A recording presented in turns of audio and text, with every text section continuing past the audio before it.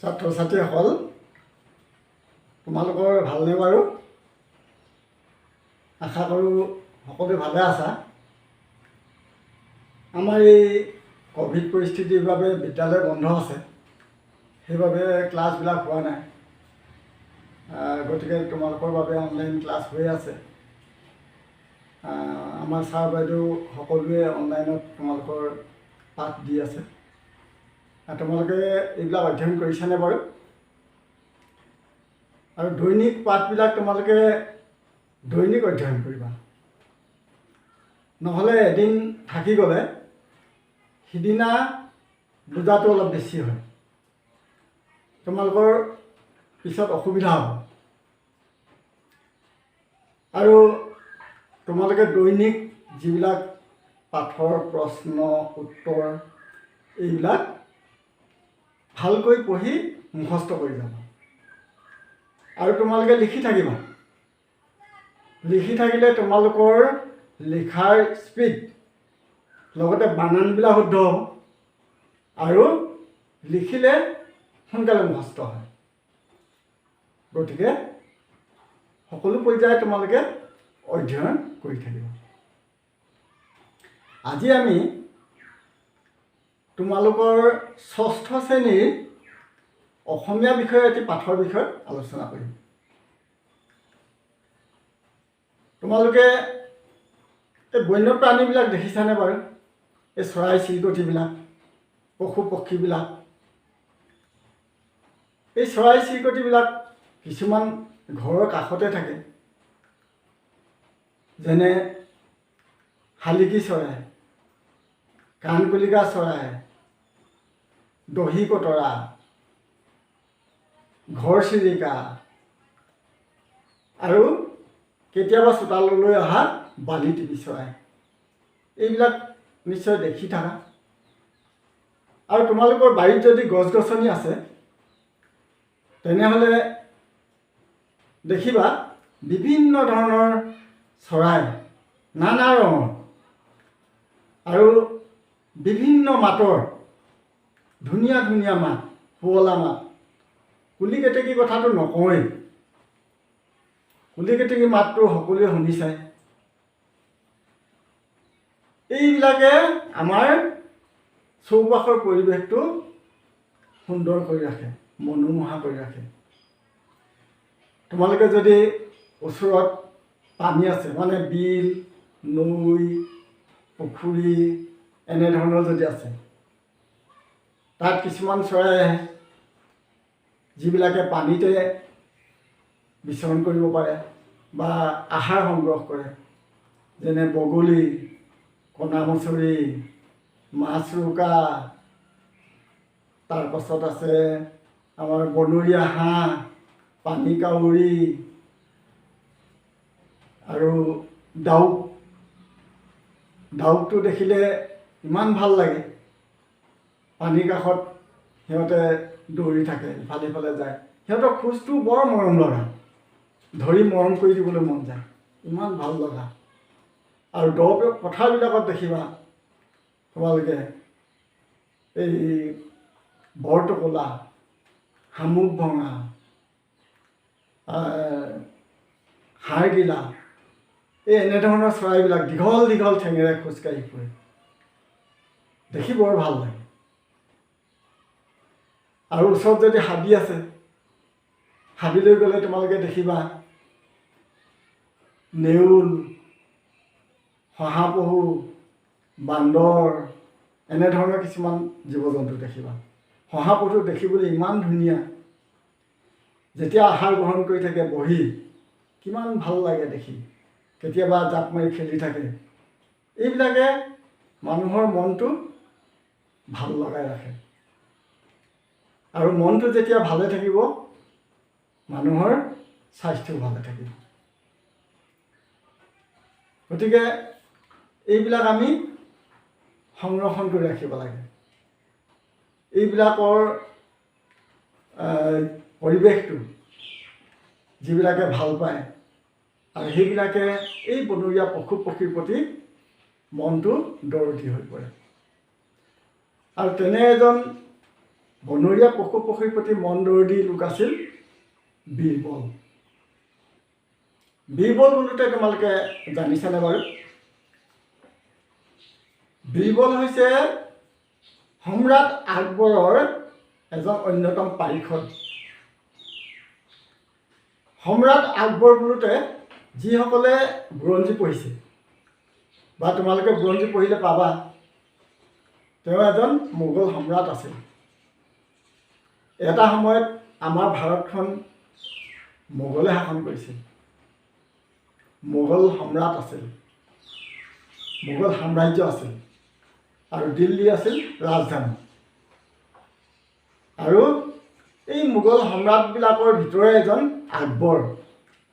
আৰু বুৰঞ্জীত সেই আকবৰক মোগল সম্ৰাটসকলৰ ভিতৰত শ্ৰেষ্ঠ ৰজা হিচাপে প্ৰতিপন্ন কৰা হৈছিল। আজি আমি সেই মোগল সম্ৰাট আকবৰ আৰু বীৰবলৰ বিষয়ে এটা কাহিনী আলোচনা কৰিম। সেই পাঠটো আমাৰ এই ৬ষ্ঠ শ্ৰেণীৰ অসমীয়া পাঠত দিয়া হৈছে। পাঠটোৰ নাম বুধিয়ক বীৰবল। মই নামটো ইয়াত বৰ্ডত লিখি দিছোঁ।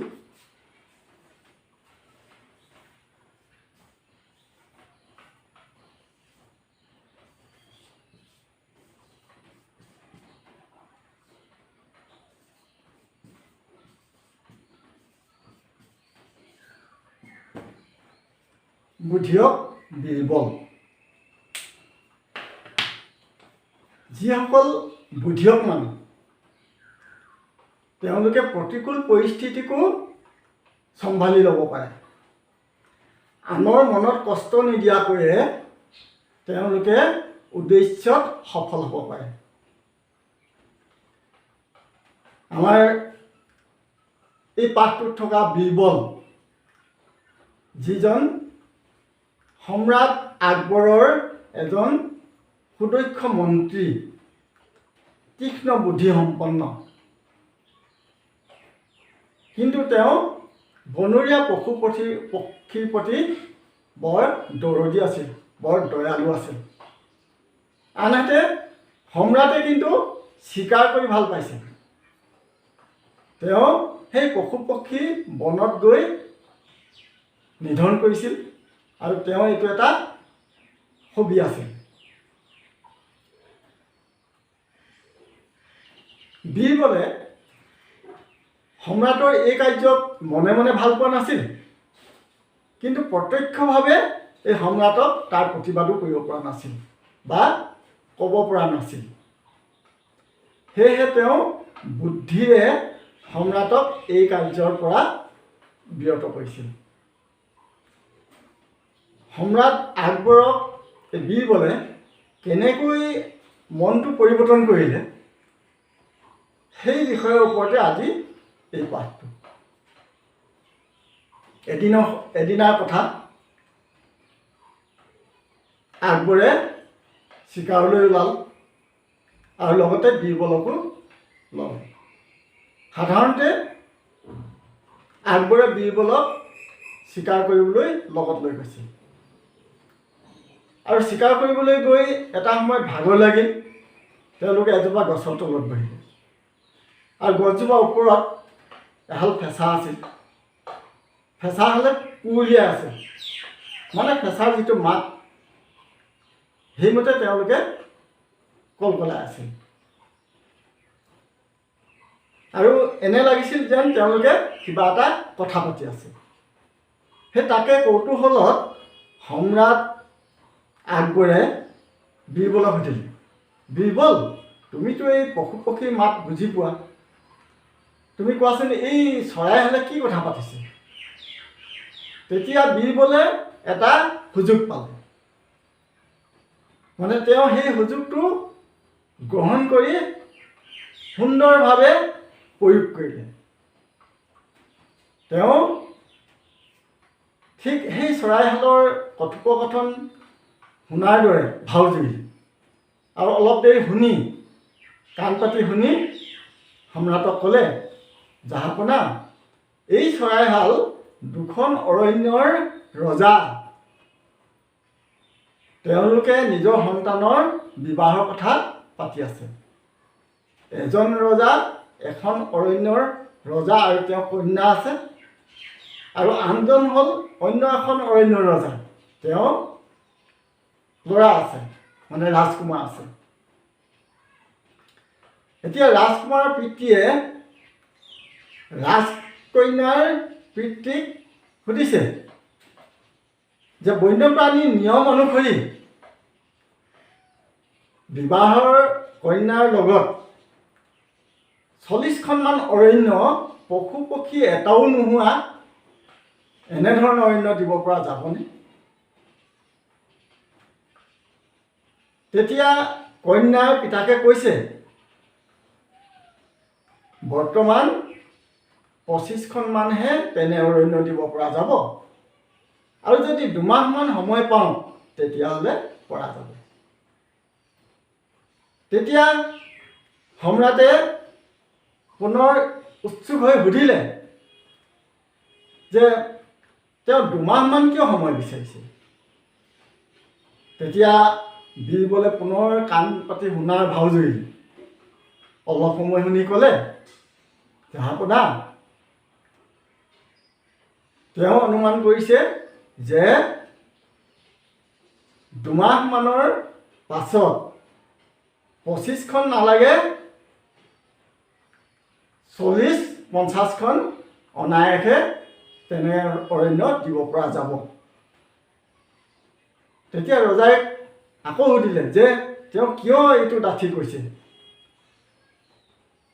তেতিয়া বীৰবলে পুনৰ কাণ পাতি শুনাৰ ভাও জুৰিলে আৰু ক'লে, জাহাপনা, তেওঁ অনুমান কৰিছে যে ৰজাই যদি, মানে সম্ৰাটে যদি এনেধৰণৰ চিকাৰ কৰি থাকে তেতিয়াহ'লে বহু অৰণ্যত পশু পক্ষী 2 মাহমানৰ ভিতৰত নিশেষ হৈ যাব, আৰু তেতিয়া তেওঁ অনায়াসে দিব পাৰিব। আকবৰৰ তেতিয়াহে সম্বিত আহিল, মানে তেওঁ তেতিয়া ভালকৈ গণি পিটি চালে, আৰু তেওঁ যে ভুল হৈছে, স্বীকাৰ কৰাটো ভুল হৈছে, সেইটো তেওঁ বুজি পালে। বুজি পাই বীৰবলক ক'লে, বীৰবল, আজি আমাৰ অৰণ্য ভ্ৰমণ বৰ ফলপ্ৰসূ হৈছে। ভৱিষ্যতে মই স্বীকাৰ কৰাৰ হেঁপাহো নাই। এতিয়া ৰাজধানীলৈ ঘূৰি যাওঁ ব'লা। এনেধৰণে তেওঁলোকে ঘূৰি গ'ল, আৰু ৰজাই তেওঁ যে স্বীকাৰ কৰাটো ভুল হৈছে এইটো বুজি পালে। আৰু বুদ্ধিয়ক বীৰবলে এনেধৰণৰ বুদ্ধিয়েই সেই সম্ৰাটৰ মনটো পৰিৱৰ্তন কৰি পেলালে। তোমালোকে বাৰু এই বনৰীয়া পশু পক্ষীবোৰ মাৰা নেকি? চৰাই চিৰিকটিবোৰ মাৰা নেকি কেতিয়াবা? এইবিলাক নামাৰিবা দেই, এইবিলাক মাৰিব নাপায়। তোমালোকে এটা কথা মন কৰিবা, সেই বনৰীয়া পশু পক্ষীবিলাক প্ৰায় এযোৰা এযোৰাকৈ থাকে, মানে 2-2কৈ থাকে। তোমালোকে শালিকা চাবা, 2টা লগ লাগি আছে। কপৌ চাবা, 2টা লগ লাগি আছে। এনেধৰণে বহু চৰাই আছে যিবিলাকে তোমালোকে মন কৰিলে ভালকৈ দেখি পাবা যে 2-2টা লগত ফুৰে, মানে এটাৰ সংগী আনটো। গতিকে তাৰে এটা যদি কোনোবাই মাৰি পেলায় তেতিয়াহ'লে আনটো অকলশৰীয়া হৈ যায়, তেওঁ মনত বৰ কষ্ট পায়। আৰু তোমালোকে চোৱা, এই বনৰীয়া চৰাইবিলাকে গছ বা হাবিত বাঁহ সাজে, বাঁহ সাজি কণী পাৰে, কণী পাৰি উমনি লৈ পোৱালি জগায়, আৰু সেই পোৱালিবিলাকক তেওঁলোকে আহাৰ সংগ্ৰহ কৰি আনি খুৱাই ডাঙৰ দীঘল কৰে। আৰু সেই পোৱালিবিলাক সৰু হৈ থাকোঁতে যদি মাকজনী মাৰি পেলোৱা যায় তেতিয়াহ'লে সেই পোৱালিকেইটাৰ অৱস্থা কি হ'ব? তেওঁলোকেতো অভিশাপ দিব। আৰু তোমালোকে ধনেশ চৰাই নাম শুনিছানে? আজিকালি এইবিলাক চৰাই আমাৰ ইয়াত দেখিবলৈ পোৱা নাযায়। মানুহে নিধন কৰিয়ে হওক বা প্ৰকৃতিৰ অন্য দুৰ্যোগৰ ফলতেই হওক বা এইবিলাক আজিকালি প্ৰায় বিলুপ হৈ গৈছে। ক'ৰবাতহে এটা দুটা দেখিবলৈ পোৱা যায়।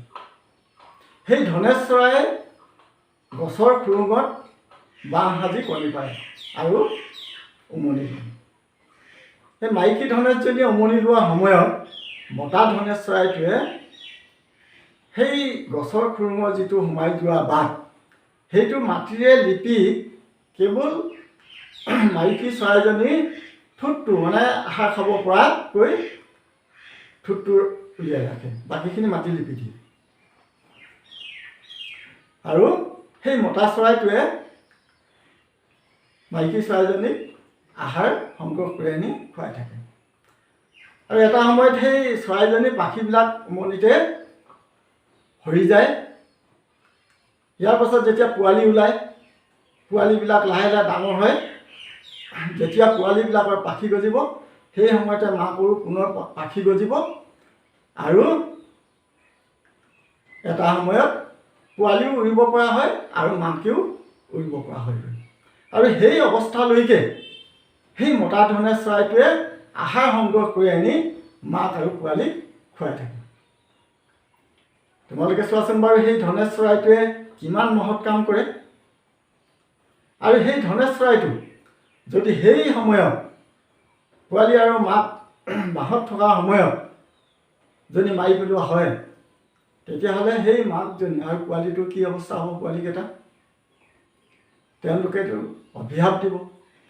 সেই অভিশাপে যিজনে চৰাইটো মাৰিছে তেওঁৰ গাত লাগিব। গতিকে সেইবিলাক কেতিয়াও কৰিব নালাগে। আৰু পৰোক্ষভাৱে এই চৰাইবিলাকে আমাৰ উপকাৰ সাধন কৰি থাকে। যেনেকৈ আমাৰ শস্য পথাৰত কীট পতংগ হয়, যিবিলাকে শস্য অনিষ্ট কৰে, সেইবিলাক চৰাইবিলাকে খায়, আমাৰ শস্যখিনি ৰক্ষা কৰে। বহুতো চৰাই পৰি থকা গেলা পচা বস্তু যিবোৰ দুৰ্গন্ধ হয়, সেইবোৰ খায়, আমাৰ পৰিৱেশটো ভাল কৰে। আৰু বহুতো প্ৰাণী আছে, বনৰীয়া জন্তু আছে, যিবিলাকে সেই মৰা শৱবিলাক গেলা পচা ক'ৰবাত পৰি থাকিলে সেইবোৰ খাই পিনি আমাৰ পৰিৱেশটো শুদ্ধ কৰে। গতিকে এইবিলাক আমাৰ প্ৰয়োজনীয় বস্তু। ইয়াতে গোটেই আমাৰ পৰিৱেশটো সুন্দৰ কৰি ৰখাত, মনোমোহা কৰি ৰখাত তেওঁলোকে সহায় কৰে। তেতিয়া মানুহৰ মনবিলাক ভালে থাকিব। আৰু মন ভাল থাকিলে আমাৰ সুস্থ চিন্তা আহিব। আমি সুস্থভাৱে কাম কৰিব পাৰিম, সমাজৰ উন্নতি কৰিব পাৰিম।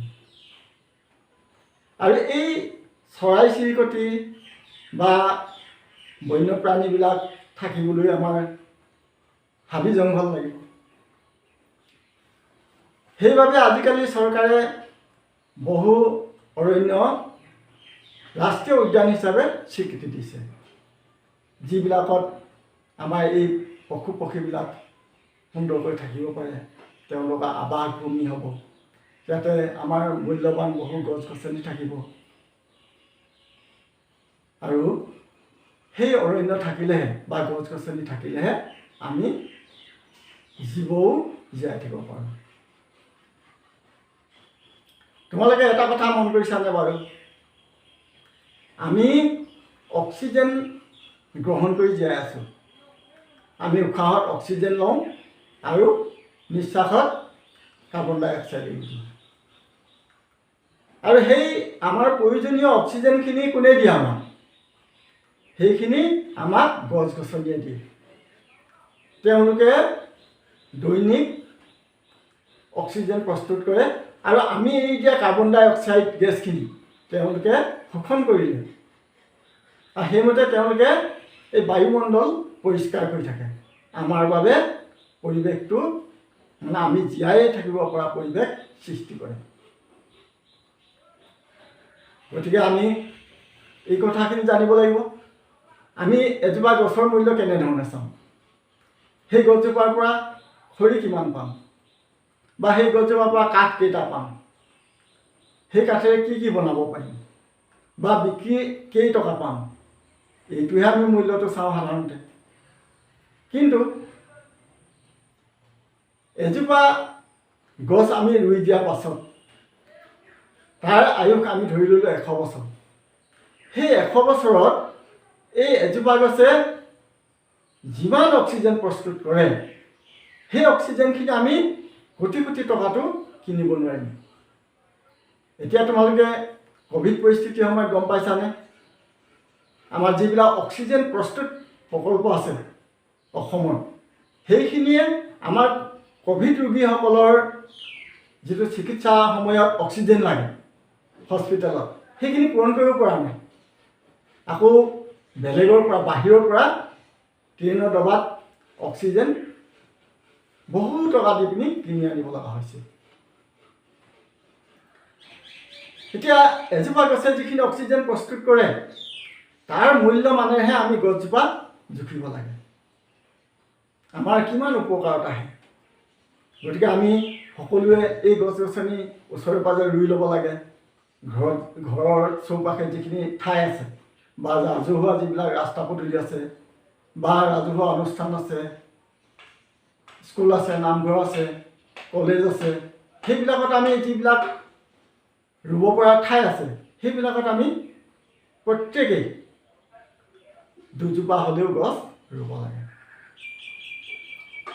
আৰু সেই গছত আমি সেই গছৰ পৰা কি পাম?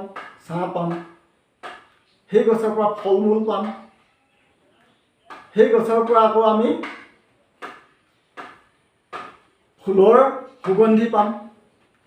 সেই ফুলৰ সুগন্ধিয়ে গোটেই বায়ুৰ পৰিৱেশটো সুগন্ধি কৰে, বায়ুত মিহলি হৈ আমাৰ বায়ুখিনি বিশুদ্ধ কৰে।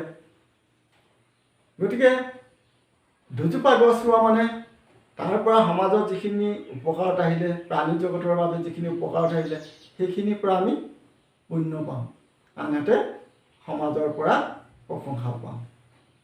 গতিকে এনেধৰণৰ কামবিলাক আমি কৰিব লাগিব। গতিকে আজি আমি পাঠটোত এইখিনি আলোচনা কৰিলোঁ। পাঠটোৰ মূল কথা এইখিনি। এতিয়া আমি ইয়াৰ পৰা কেইটামান প্ৰশ্ন ইয়াত আমাক দিছে পাঠত, এই প্ৰশ্নকেইটাৰ উত্তৰ আমি আলোচনা কৰিম। ইয়াতে আমি পাইছোঁ, অৰণ্যত চিকাৰ কৰি কোনে ভাল পাইছিল? ইয়াৰ উত্তৰটো আমাৰ পোনপটীয়াকৈ পাঠত আছেই। এই গোটেইখিনি উত্তৰ, ইয়াৰ যিখিনি প্ৰশ্ন আছে, এইখিনি উত্তৰ আমাৰ পাঠত পোনপটীয়াকৈ আছে। তোমালোকে অধ্যয়ন কৰিলে পাবা। আমি আলোচনা কৰিছোঁ, তেতিয়া আৰু ভালকৈ মনত থাকিব। এতিয়া অৰণ্যত চিকাৰ কৰি কোনে ভাল পাইছিল? উত্তৰটো হ'ব আকবৰে ভাল পাইছিল। তাৰপাছত আছে খ, ফেঁচা দুটাই কুৰুলিয়াই থকা দেখি আকবৰে বীৰবলক কি সুধিছিল? তাৰ উত্তৰটো হ'ব, ফেঁচা দুটাই কুৰুলিয়াই থকা দেখি আকবৰে বীৰবলক সুধিছিল, কৈছিল যে বীৰবল, তুমিতো পশু পক্ষীৰ মাত বুজি পোৱা, গতিকে সেই পক্ষী দুটাই কি কৈছে তুমি কোৱাচোন। ইয়াৰ পাছত প্ৰশ্ন আছে, আকবৰৰ প্ৰশ্নৰ উত্তৰত বীৰবলে কি কৈছিল? আকবৰৰ প্ৰশ্নৰ উত্তৰত বীৰবলে কৈছিল, জাহাপনা, এই চৰাই দুটা দুখন অৰণ্যৰ ৰজা, তেওঁলোকৰ সন্তানৰ বিবাহৰ কথা আলোচনা কৰি আছে।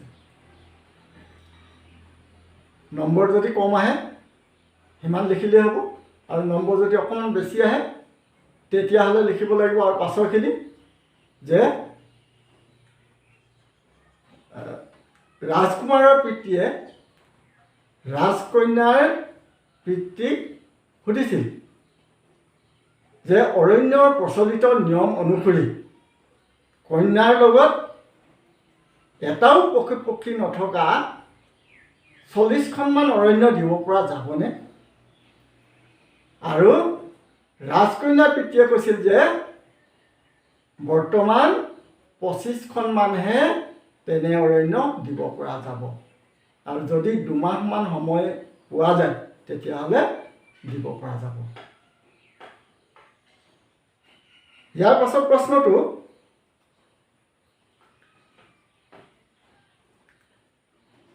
ৰাজকন্যাৰ পিতাকে বৰ্তমান কেইখন তেনে অৰণ্য দিব পাৰিব বুলি কৈছিল?